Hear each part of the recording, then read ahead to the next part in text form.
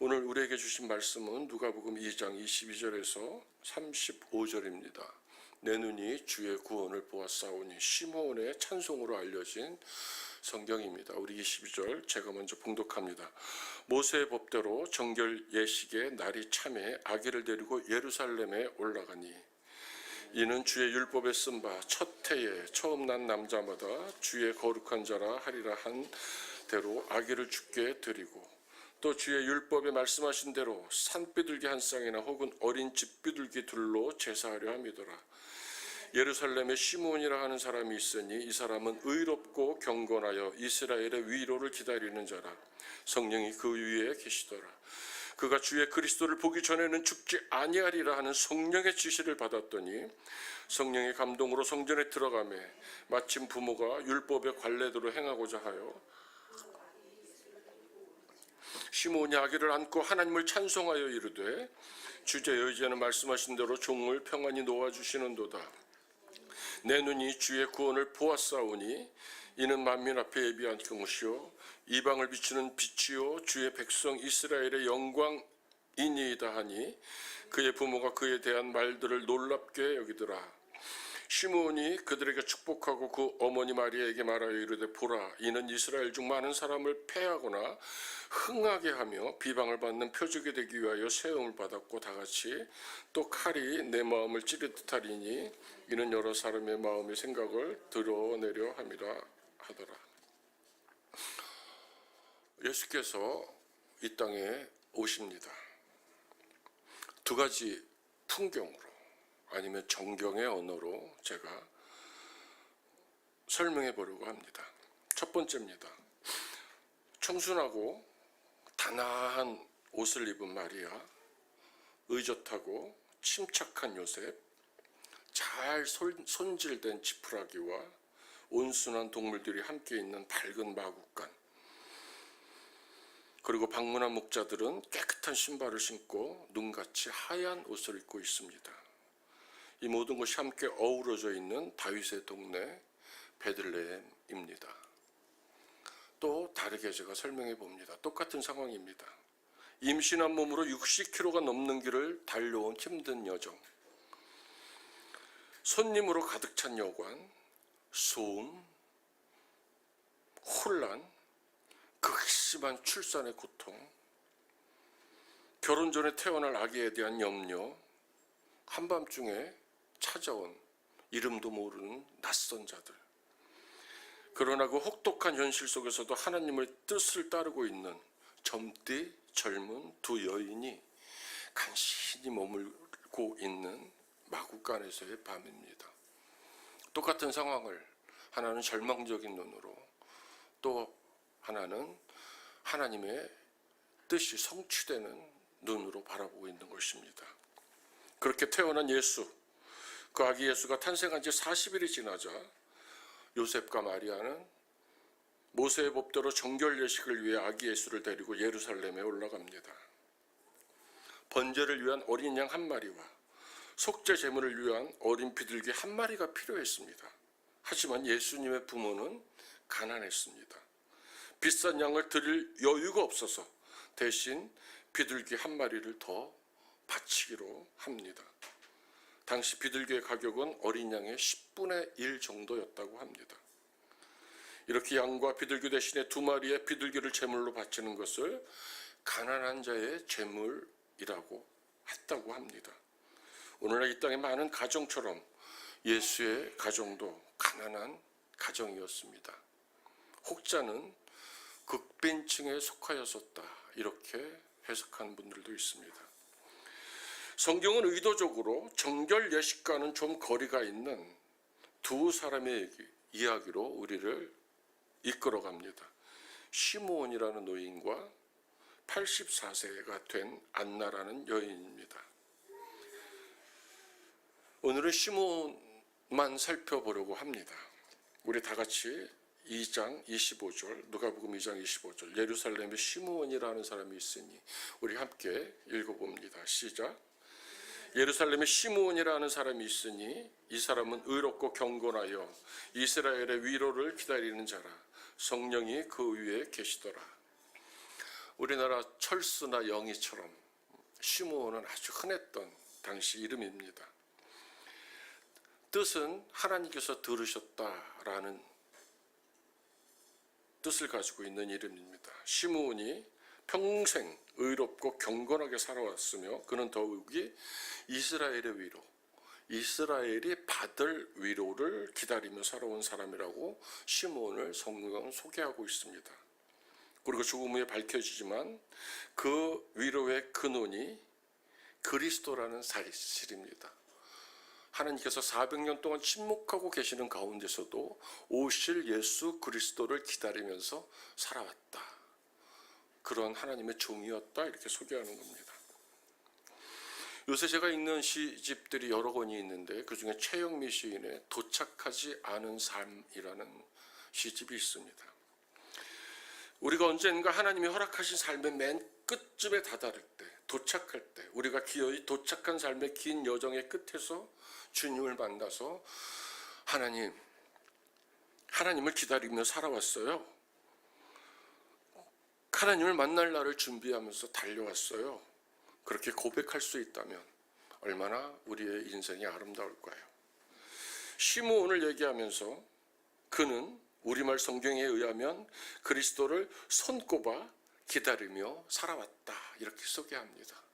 손을 꼽는다는 것은 어린아이와 같은 심정이고 주님이 오신다는 것을 그냥 순전히 믿었다는 겁니다.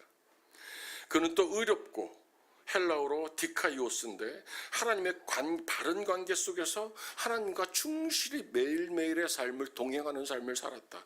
그는 어려웠고 경건된 삶을 살았다. 이 경건한 삶, 율라베스는 자신의 행동 거지가 매우 신중하고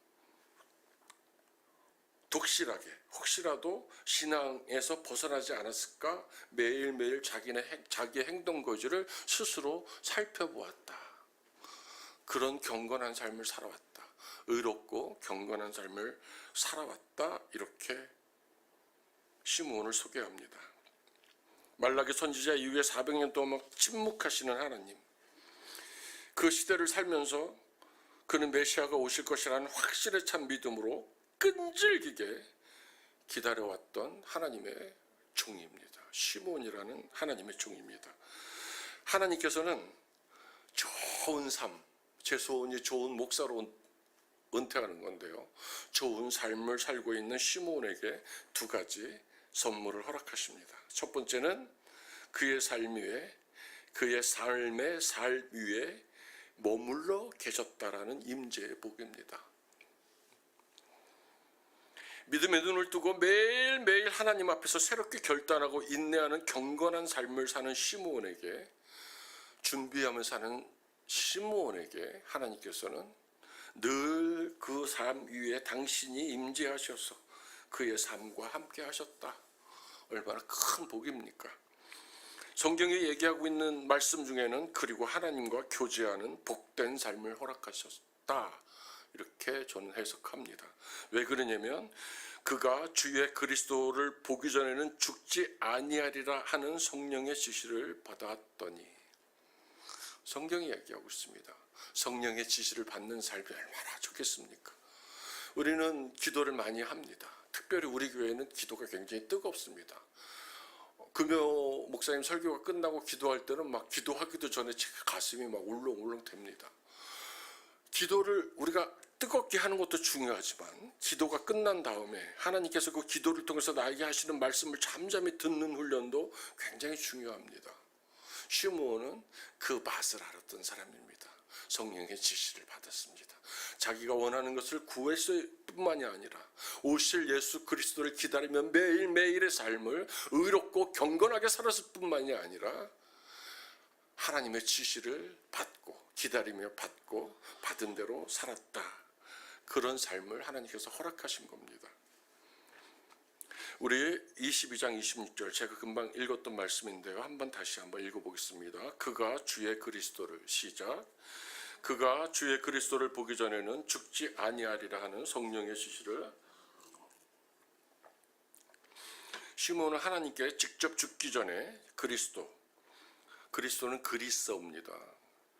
히브리어는 메시아입니다.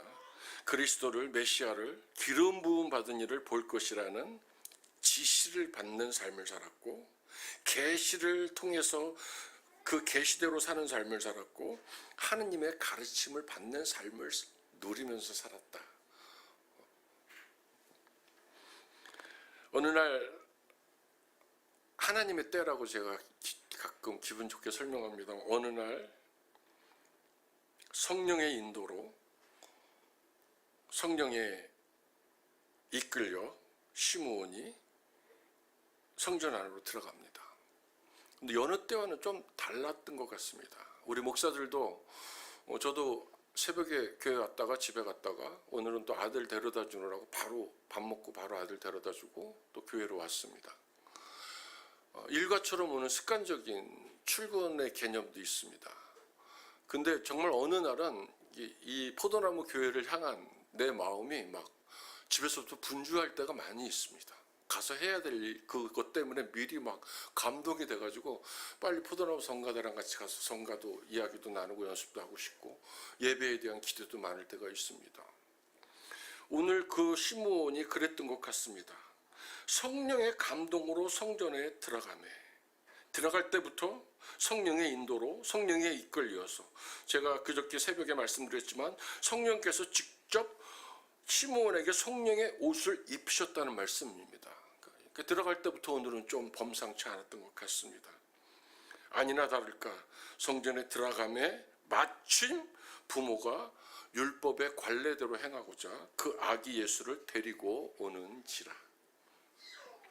마리아와 요셉, 아기 예수가 예루살렘 성전으로 올라오는 것과 시므온이 그를 맞이하도록 준비시킨 것 모두가 하나님의 섭리 가운데서 철저하게 하나님의 뜻대로 하나님의 시간에 맞춰서 이루어지는 것이라는 것을 지금 얘기하고 있는 것입니다. 오랜 세월 메시아를 기다리는 간절한 삶을 살아온 시므온에게는 계시의 말씀이 이루어지는 절정의 순간이고 요셉과 마리아 부부에게는 그들 부부가 낳을 아기가 장차 인류를 구원할 메시아임을 확증시키는 자리인 것입니다. 이제 시므온은 실제 자기 눈앞에서 자기의 소원이 이루어지는 것을 보고 너무나 기뻐서 하나님을 찬송합니다. 이것이 시므온의 노래입니다. 눅크 디미티스. 우리 22장 29절 32절 함께 봉독합니다. 주제요 시작.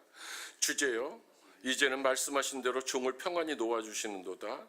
내 눈이 주의 구원을 보았사오니 이는 만민 앞에 예비하신 것이요 이방을 비추는 빛이요 주의 백성 이스라엘의 영광입니다.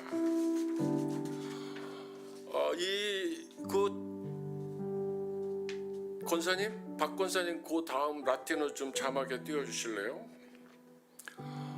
이 찬송은 라틴어로 Nunc dimittis servum tuum domine secundum verbum tuum in pace 이런 뜻입니다. 이거 라틴어입니다.